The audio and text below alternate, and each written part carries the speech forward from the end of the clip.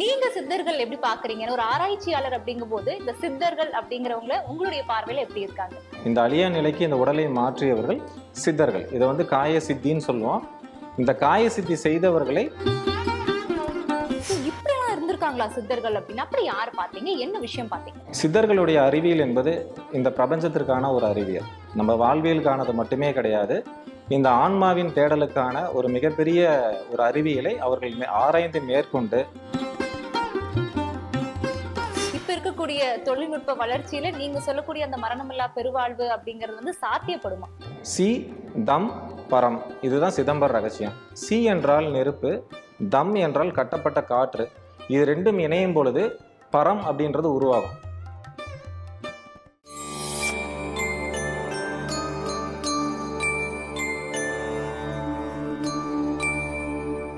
Temple express நேயர்களுக்கு வணக்கம்.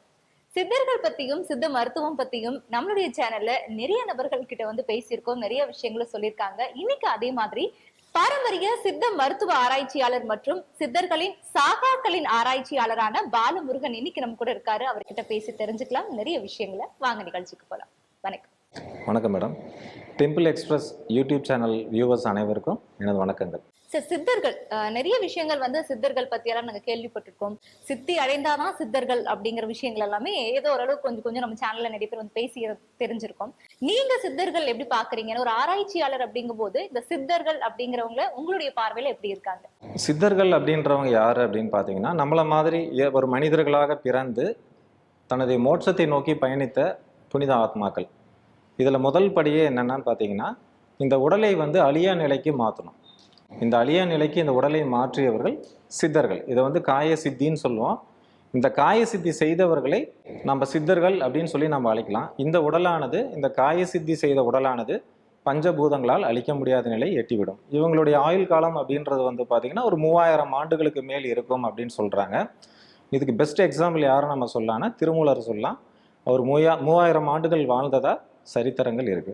Okay, இப்போ நீங்க ஆராய்ச்சி அப்படிங்கும்பொழுது கண்டிப்பா நிறைய பேரை பத்தின ரிசர்ச் எல்லாம் எடுத்திருப்பீங்க. நீங்க ரிசர்ச் பண்ணதுல ஸ்டன் ஆகி பார்த்த ஒரு விஷயம்னு இருக்கும் இல்லையா? இப்படி எல்லாம் இருந்திருக்காங்களா சித்தர்கள் அப்படின்னு? அப்படி யார் பாத்தீங்க? என்ன விஷயம் பாத்தீங்க? நிறைய விஷயங்கள் சொல்லலாம். 1 2ன்னு கிடையாது, ஏகப்பட்ட விஷயங்கள் இருக்கு. சித்தர்கள் அப்படின்றவங்க வந்து பார்த்தீங்கன்னா இந்த பூமியில் பிறந்த மிகப்பெரிய அறிவியல் ஆராய்ச்சியாளர்களே நான் சொல்லுவேன். இப்போ நம்ம சிறந்த அறிவியல் ஆராய்ச்சியாளர்னு கேட்டால் நம்ம யாரை சொல்லுவோம்? ஐன்ஸ்டீனை சொல்லுவோம். அதில் வந்து பார்த்தீங்கன்னா நம்ம ஊரில் சர் சி வி ராமன், ஆரியப்பட்டாவை சொல்லுவாங்க, கணித மேதை ராமானுஜர்லாம் சொல்லுவாங்க. இவங்களை விட 100 மடங்கு 1000 மடங்கு அறிவாளிகள் இருந்திருந்தால் எப்படி இருப்பாங்கன்னா அவர்கள் தான் சித்தர்கள். இது வந்து மக்களுக்கு எளிமையாக புரியணுன்ற வகையில் நான் சொல்கிறேன். சித்தர்களுடைய அறிவியல் என்பது இந்த பிரபஞ்சத்திற்கான ஒரு அறிவியல். நம்ம வாழ்வியலுக்கானது மட்டுமே கிடையாது. இந்த ஆன்மாவின் தேடலுக்கான ஒரு மிகப்பெரிய ஒரு அறிவியலை அவர்கள் ஆராய்ந்து மேற்கொண்டு இந்த மனித குலத்திற்கு பல நல்ல விஷயங்களை வழங்கியிருக்காங்க. இப்போ இந்த உடலிற்கான தேவையை வந்து நம்ம இந்த பூமியிலே நம்ம வந்து அனுபவிச்சுக்கலாம். ஆனால் இந்த உயிருக்கான ஒரு தேடல் இருக்கு. இது எங்கிருந்து வந்ததோ அது அந்த இடத்துக்கே சென்று அடையணும்னு சொல்லி அதோட வேட்கை. இதை அறிந்த சித்தர்கள் இந்த மனிதகுல பரிமாற்றம் எப்படி நடக்குதுன்னு சொல்லி பல ஆய்வுகள் செஞ்சு அடுத்த நிலை 7ஆம் பிறப்பாகிய மனிதர்களுக்கு அடுத்த பிறப்பு 7ஆம் பிறப்புன்னு நம்ம சொல்கிறோம், மரணமில்லா பெருவாழ்வு. அதை அடைவதற்கு மிகப்பெரிய ஆய்வுகள் செய்து அந்த நிலையை அடைந்து வெற்றி கண்டவர்கள் மனித குலத்திற்கு மரணமில்லா பெருவாழ்வை மிக எளிமையாக விளக்கிட்டு போயிருக்காங்க. ஸோ என்னை பொறுத்த வரைக்கும் சித்தர்கள் என்பவர்கள் வந்து இந்த மனித குலத்திற்கான ஒட்டுமொத்த மனித குலத்திற்கான கிடைத்த மிகப்பெரிய வரப்பிரசாதம். இப்போ மரணமில்லா பெருவாழ்வு அப்படின்னு சொல்றீங்க. இப்போ வந்துட்டு ஃபுல்லாவே சயின்ஸ் எல்லா பக்கம் திரும்பினாலுமே வந்துட்டு இப்ப இருக்கக்கூடிய தொழில்நுட்ப வளர்ச்சியில நீங்க சொல்லக்கூடிய அந்த மரணமில்லா பெருவாழ்வு அப்படிங்கிறது வந்து சாத்தியப்படுமா? இன்றைய காலகட்டத்தில் மரணமில்லா பெருவாழ்வு 100% சாத்தியம். இதுக்கு சித்தர்கள் வந்து பல அரிய அறிவியல் தகவல்கள் நமக்காக விட்டுட்டு போயிருக்காங்க. ஒரு சின்ன எக்ஸாம்பிள் நான் சொல்கிறேன். இது ஒரு ரகசியம் சொல்லியே சித்தர்கள் நமக்கு வந்து சொல்கிறாங்க. என்ன ரகசியம் அப்படின்னா இது வந்து சிதம்பர ரகசியம்னு அவங்க சொல்கிறாங்க. இதுவரை நமக்கு வந்த பல்வேறு சிதம்பர ரகசியம் சார்ந்த பல்வேறு தகவல் நம்மளுக்கு வந்திருக்கு. ஆனால் உண்மையான தகவல் எது அப்படின்றது இப்போ நான் சொல்கிறேன், நீங்கள் புரிஞ்சுக்கோங்க. சிதம்பர ரகசியம் அப்படின்றது அந்த பேர்லேயே அந்த ரகசியம் இருக்குது. சி தம் பரம், இதுதான் சிதம்பர ரகசியம். சி என்றால் நெருப்பு, தம் என்றால் கட்டப்பட்ட காற்று. இது ரெண்டும் இணையும் பொழுது பரம் அப்படின்றது உருவாகும். சிதம்பர நடராஜர் சிலைக்கு பின்னாடி வந்து பார்த்தீங்கன்னா ஒரு வட்ட வடிவமான ஒரு ஸ்தாபனம் இருக்கும். இது வந்து நம்ம ஆகாயம் நம்ம சொல்லுவோம். இந்த ஆகாயம் எப்படி உருவானது அப்படின்ற ரகசியம் தான் இந்த சிதம்பர ரகசியம். இந்த சித்தர்கள் மனிதனுடைய உயிரை இந்த ஆகாய தத்துவத்தோடு ஒப்பிடுறாங்க. இந்த ஆகாய தத்துவத்தை நம்ம புரிஞ்சுக்கிட்டோம் அப்படின்னா இந்த உயிர் எப்படி உருவானதுன்னு நம்மளுக்கு தெரிஞ்சிடும். அந்த வஸ்துவை கொண்டு நமது உடலை நம்ம காயகல்பம் செய்யும் பொழுது மரணமில்லா பெருவாழ்வு 100% சாத்தியமே. இப்ப காயகல்பம் அப்படிங்கிறது நிறைய யோகா பயிற்சி முறைகள்ல நிறைய இடங்கள் இப்ப வேதத்ரி மகரிஷி அவர்களோடதுலயோ இல்ல நம்ம ஈசால எடுத்துக்கிட்டோம் அப்படின்னா அயோகி அவர்கள் மூலியமா வந்து நிறைய மெத்தட்ஸ் எல்லாம் சொல்லி தராங்க உடற்பயிற்சியில. இந்த உடற்பயிற்சி மெத்தட்ல செய்யறது தான் வந்து இந்த காயகல்பமா இல்ல வேற இதுக்கு ஏதாவது பொருளோ இல்ல வேற மாதிரியான முறையோ இருக்கா? சித்தர்கள் வந்து ரொம்ப தெளிவாக குறிச்சிருக்காங்க. இன்றைய மனிதர்கள் வந்து மரணமில்லா பெருவாழ்வு தெரிஞ்சுக்கணும் அப்படின்னா முதல்ல அவங்க அறிந்து கொள்ள வேண்டிய விஷயம் ஒன்று இருக்கு. அது வந்து சித்த மருத்துவம். ஏன்னா இந்த மரணமில்லா பெருவாழ்வை பற்றிய போதிய புரிதல் உங்களுக்கு எப்போ கிடைக்கும் அப்படின்னா இந்த சித்த மருத்துவத்தை பற்றிய போதிய அறிவுகள் நம்மளுக்கு கிடைக்கும் பொழுது மட்டும்தான் இந்த மரணமில்லா பெருவாழ்வு பற்றிய தேடல்களும் அதற்கான முறையான வழியும் நம்மளுக்கு வந்து கிடைக்கும். சித்தர்கள் இந்த மரணமில்லா பெருவாழ்வை 2 வகையாக விளக்குறாங்க. ஒன்று வாசி கல்பம், மற்றொன்று குண்டலினி கல்பம் அப்படின்னு சொல்றாங்க. இவை அனைத்துமே வெளியிலிருந்து எடுக்கக்கூடிய ஒரு பொருள். இந்த பொருள் வந்து அவங்க என்ன பேர் வைக்கிறாங்கன்னா மெய்ப்பொருள் வைக்கிறாங்க. மெய்ப்பொருள் என்றால் என்ன? இங்க அழியக்கூடிய அனைத்துமே பொய்யானவை, போலியானவை, அவைகள் அனைத்துமே பொய்ப்பொருள்கள். இங்க அழியும் அனைத்தையுமே அழியா நிலைக்கு மாற்றக்கூடிய ஒரு பொருள் இருக்கு. அந்த பொருளுக்கு மெய்ப்பொருள் என்று பெயர். இந்த மெய்ப்பொருளை சித்தர்கள் கண்டடைந்தார்கள். அவற்றை முறையாக சமைத்தார்கள், மருந்தாக மாற்றினார்கள். அந்த மருந்துகளை முறையாக காயகல்பமாக எடுத்துக்கொள்ளும் பொழுது இந்த அழியும் உடலை அழியா உடலாக மாற்றினார்கள். இதுவே காயகல்ப தேகம் என்று ஆயிற்று. இன்னைக்கு வெளியே வந்து நான் யோகா மூலியமா நான் இது பண்றேன் அப்படின்றது வந்து எந்த அளவுக்கு சாத்தியம்னு எனக்கு தெரியல. ஆனால் சித்தர்கள் வழிகாட்டக்கூடிய இந்த சிதம்பர ரகசியம் அப்படின்ற விஷயம், இந்த உயிர் எப்படி உருவானது, இந்த ஆகாயம் எப்படி உருவானது அப்படின்றத நம்ம அறிந்து கொண்டோம் என்றால் அந்த மெய்ப்பொருளிலிருந்து இந்த ஆகாயக்கூரை பிரித்தெடுத்து காயகல்ப மருந்துகளாக நாம் உண்ணும் பொழுது இந்த மரணமில்லா பெருவாழ்வு 100% சாத்தியமாக இன்றைய காலகட்டத்திலும் செய்யலாம். ஓகே சார், இது சரியான விஷயமா எனக்கு தெரியல, தப்பா இருந்தா மாத்திக்கலாம். இப்ப நீங்க ஆராய்ச்சியாளர் அப்படின்னு சொல்லும்பொழுது சித்தர்கள் சொன்ன விஷயங்கள், அவங்க நடைமுறைப்படுத்தின விஷயங்கள் எல்லாத்த பத்தியுமே பார்த்திருப்பீங்க. அப்படி இருக்கும்போது சித்தர்களா இருந்தக்கூடியவங்க வந்துட்டு சொல்றாங்க இந்த மாதிரி காயகல்பம்னு ஒரு உடற்பயிற்சி முறை இருக்கு அப்படின்னு சொல்லிட்டு, சித்த மருந்து முறை அப்படின்னு ஒண்ணு இருக்குங்கும் போது கண்டிப்பா இது 2 பத்தின ரிசர்ச்சும் உங்க முன்னாடி நடந்திருக்கும் இல்லையா? அப்ப ஏன் அந்த தகவல் சரியா இருக்கா இல்லையான்னு தெரியலன்னு ஒரு டவுட் வருது உங்ககிட்டயே. ஒரு அருமையான கேள்வி கேட்டிருக்கீங்க. ஏன்னா நான் ஒரு ரிசர்ச்சர் அப்படின்ற முறையில் அனைத்து விஷயத்தையும் நான் வந்து ஆய்வு பண்ணேன். உதாரணத்திற்கு சித்த மருத்துவத்தை நான் ஏற்கனவே என்ன சொன்னேன்னா மரணமில்லா பெருவாழ்வை நம்ம தெரிஞ்சுக்கணும் அப்படின்னா கண்டிப்பாக சித்த மருத்துவம் பற்றிய அடிப்படை அறிவியல் நம்மளுக்கு வேணும்னு நான் சொல்லியிருந்தேன். இதில் வந்து சில மருந்துகள் இருக்கு. அந்த மருந்துகளை நம்ம உட்கொள்ளும் பொழுது உங்களுடைய உயிராற்றல் பெருகுகிறது, ஓஜஸும் தேஜஸும் பெருகுது. ஒரு 3 மாதங்கள் இந்த மருந்துகளை நம்ம உள்ள எடுக்கும் பொழுது வந்து பார்த்தீங்க அப்படின்னா உயிராற்றல் பெருகி 7 தாதுகளும் வலுப்பெற்று உங்களுடைய தேஜஸ் அப்படின்னு சொல்லுவாங்க. சில ஃபோட்டானிக் மெத்தட்ஸ் இருக்கு இது படம் பிடிக்கிறதுக்கு. அதை எடுத்து நான் பார்த்துருக்கேன். இந்த தேஜஸும் ஓஜஸும் அதிகரிக்கிறது நான் பார்த்துருக்கேன். இந்த உயிராற்றலை அதிகரிக்கிறது தான் சித்த மருத்துவத்தினுடைய அடிப்படை விஷயமே. இந்த மருந்துகள் தான் பல்வேறு வகையான நோய்களையும் கியூர் பண்ணுது. இந்த மருந்துகள் வீரியமான நிலையில் மெய்ப்பொருள் அப்படின்ற ஒரு வஸ்துவா இந்த பூமியில் இருக்கிறத சித்தர்கள் வந்து குறிப்பிடுறாங்க. இதை நான் பல ஆண்டுகள் ஆய்வு செஞ்சு தான் நான் தெரிஞ்சுக்கிட்டேன். எந்த முறையில் நாம் மோட்சத்தை அடைய முடியும்? மனித பிறவியிலிருந்து 7ஆம் பிறப்பாகிய தேவர் நிலையை ஒரு மனிதன் அடையணும் அப்படின்னா ஒளிதேகம் அடையணும். இதுவரை நமக்கு வந்து இந்த யோகாசனங்கள் இதெல்லாம் சொல்லி கொடுத்தவங்க இந்த நிலையை அடைஞ்சிருக்காங்களா நான் பார்க்கும் பொழுது எனக்கு அவங்க அடைஞ்ச மாதிரியே தெரியல. நீங்க சொல்லக்கூடிய அந்த நிறைய ஆசான்கள்லாம் அந்த நிலையை அடையவே இல்லை.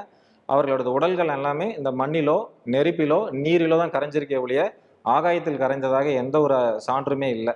ஸோ சித்தர்கள் என்ன சொல்றாங்கன்னா இந்த மண்ணாகிய உடலை விண்ணாகிய உயிரில் எவர் ஒருவர் கலக்கின்றாரோ அதுவே முக்தி என்று கூறுகிறார்கள். இந்த அறிவு நம்மளுக்கு வேணும். இதை நோக்கி நம்ம பயணிக்கணும். அப்படி பயணிக்கும் பொழுதுதான் இந்த விண் என்ற சொல்லக்கூடிய ஆகாயம் என்ற தத்துவத்தை எப்படி உருவாகுதுன்னு சொல்லி சிதம்பர நடராஜர் கோயிலினுடைய தத்துவம் நமக்கு வந்து விளக்குது. அந்த சிதம்பர ரகசியத்தை நான் புரிஞ்சுக்கிட்டேன். இது மாதிரி பல ரகசியங்கள் சித்தர்கள் நமக்காக விட்டுட்டு போயிருக்காங்க. தொடர்ந்து பல ஆண்டுகளா நான் ஆய்வு பண்ணி இந்த சாகா கலையை நான் ஆய்வு பண்ணிட்டு வந்துட்டு இருக்கேங்க. மரணமில்லா பெருவாழ்வு வாழ முடியும் அப்படிங்கிறாங்க இல்லையா?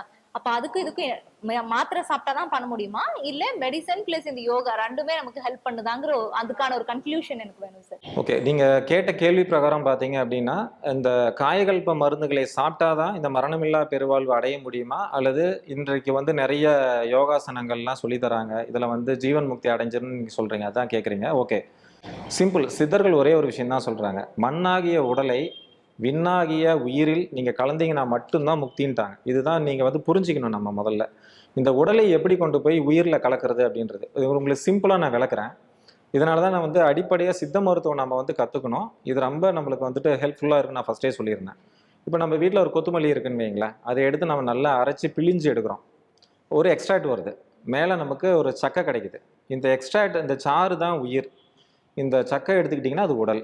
இப்போ இந்த உடலையும் உயிரையும் மறுபடியும் நீங்கள் இணைக்கிறீங்க. அப்போ என்ன ஆகும்? ஒன்னோட ஒன்று மிங்கிள் ஆன மாதிரி இருக்கும். ஆனால் நீங்கள் ஃபில்டர் பண்ணீங்க அப்படின்னா மறுபடியும் சாறு வெளியே வந்துடும், சக்கை தனியாக இருக்கும். இப்போ இந்த நிலையில் தான் நம்ம உடல் இருக்குது. இப்போ சித்தர்கள் என்ன சொல்கிறாங்கன்னா, இந்த உடலை திருத்தி மாற்றி அமை அப்படின்றாங்க. அதுக்கு தான் இந்த காயகல்ப மருந்துகள் நமக்கு வந்து உதவுது. சரி, இது என்ன பண்ணலாம் அப்படின்னா, இந்த புதினாவை அரைச்சி எடுத்த சக்கையை நீங்கள் எரிச்சிங்கன்னா சாம்பலாக மாறிடும். இந்த சாம்பல் ஒரு 100 கிராம் எடுத்துக்கிறீங்க. இதுக்கு ஒரு 400 ml தண்ணி ஊற்றி நல்லா கலக்கி 3 நாள் வச்சுட்டு, அந்த தெளிவு நீர் மட்டும் நீங்கள் எடுத்து நீங்கள் ஹீட் பண்ணிங்கன்னா உங்களுக்கு ஒரு சால்ட் கிடைக்கும். இப்போ அந்த உடலை வந்து நீங்கள் இங்கே மாற்றிட்டீங்க. அந்த சாம்பலாக இருந்த உடல் இங்கே உப்பாக மாறிடுச்சு. இப்போ இந்த உப்பை எடுத்து நீங்கள் அந்த சாறில் நல்லா மிக்ஸ் பண்ணிவிட்டு நீங்கள் ஃபில்டர் பண்ணிங்கன்னா, இப்போ அந்த சூக்குமமாக மாற்றப்பட்ட உடல் அந்த உயிரோட கலந்துரும். உங்களால் பிரிக்கவே முடியாது. நீங்கள் ஃபில்டர் பண்ணிங்கன்னா கூட அந்த உப்பு வந்து தண்ணியில் அந்த சாறில் உயிரோட கலந்து வெளியே வருமே ஒழிய பிரிக்க முடியாத நிலைக்கு இது வந்து போயிடும். இதை தான் சித்தர்கள் என்ன சொல்கிறாங்கன்னா, இந்த உடலை வந்து மாற்றணுன்றாங்க. உடலை வளர்க்கும் உபாயம் அறிந்து உயிரை வளர்த்தேனே அப்படின்னு சொல்லி திருமூலர் சொல்கிறாரு. ஸோ இந்த உடலை வளர்க்கும் உபாயம் அப்படின்றது என்ன அப்படின்னா, இந்த காயகல்ப மருந்துகள், இந்த வாசிக்கற்ப மருந்துகள் இந்த உடல் அணுக்கூறுகளை மாற்றி அமைக்குது. சித்தர்கள் பல இடங்களில் இது ரொம்ப தெளிவாக சொல்லியிருக்காங்க. இந்த வஸ்துக்கு இன்னொரு பேரும் இருக்குது, இன்ட்ரெஸ்டிங்காக இருக்கு, நான் எக்ஸ்பிளைன் பண்ணுறேன். அருணன் சலம் ஈஸ்வரம் நம்ம இந்த நீரை வந்து சொல்கிறோம். இந்த உடலை அழியா நிலைக்கு மாற்றக்கூடிய அந்த திரவம் சொட்டு சொட்டாக நம்ம எடுப்போம் இல்லைங்களா, காயகல்ப அந்த மருந்துக்கு அமிர்தம்னு வச்சுக்கலாம். இதுக்கு என்ன நேம் சொல்கிறாங்கன்னா, அருணன் சலம் ஈஸ்வரம். திருவண்ணாமலையில் இருக்கக்கூடிய அந்த லிங்கத்திற்கு என்ன பெயர்னு நீங்கள் வந்து பார்த்தீங்கன்னா அருணாச்சலேஸ்வரர். அதை நம்ம பிரித்து பார்க்கும்போது அருணன் ஜலம் ஈஸ்வரம் அப்படின்னு வரும். இதுதான் அருணாச்சலேஸ்வரர் அப்படின்ற பேருக்கு சித்தர்கள் நமக்கு மறைத்து வைத்திருந்த ஒரு அறிவியல். அருணன் என்றால் சூரியன், சூரியனின் நிறம் சிகப்பு. ஜலம் என்றால் திரவம், ஈஸ்வரம் என்றால் வரமளிக்கக்கூடிய வஸ்து அப்படின்னு பேர். அப்போ செந்நிற திரவ வடிவ வரமளிக்கக்கூடிய வஸ்து. இந்த வஸ்துவை நம்ம தொடர்ந்து எடுத்துக்கிட்டே வரும் பொழுது இந்த உடலானது அழியா நிலைக்கு வந்துடும். இந்த வரம் என்ன வரம் கொடுக்குன்னா, இந்த உடலுக்கு சாகா வரத்தை அந்த வஸ்து கொடுத்துரும். இது மாதிரி பல்வேறு வகையான விஷயங்களை வந்து சித்தர்கள் நம்மளுக்கு வந்து மறைச்சு கொடுத்துட்டு போயிருக்காங்க. ஆனால் இன்னைக்கு நிறைய நூல்களில் வந்து எழுதுறாங்க, வாசி யோகம் பண்ணுங்க, மூச்சை வந்து அடக்கிக்குங்க, குண்டலினி யோகம்லாம் சொல்லி நிறைய குதிக்கிறதெல்லாம் நம்மளாம் பார்க்குறோம்.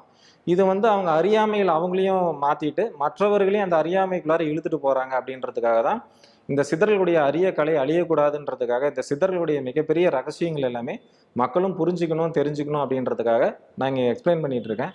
ஸோ இந்த உடல் அழியா நிலைக்கு நீங்கள் கொண்டு போகணும் அப்படின்னா இந்த உடல் செல்களை மாற்றி அமைக்கணும். அப்போ நீங்கள் எடுக்கக்கூடிய அந்த மருந்து தான் மாற்றி அமைக்குமே ஒழிய, நீங்கள் கண்ணை மூடிட்டு நீங்கள் தியானம் பண்ணுறேன் இல்லை நான் மூச்சு காற்றை வந்து நான் அடக்கி வைக்கிறேன் அப்படின்னா கண்டிப்பாக அது வந்து சுவாசத்தை நீங்கள் அடக்கினீங்க அப்படின்னா உங்களோட ஆக்சிஜன் பற்றாக்குறை வரும். அதனால் உங்கள் உடல் உறுப்புகள் கண்டிப்பாக பாதிக்கப்படும். இது மாதிரி நிறைய பேர் பாதிக்கப்பட்டவங்களையும் நான் பார்த்துருக்கேன்.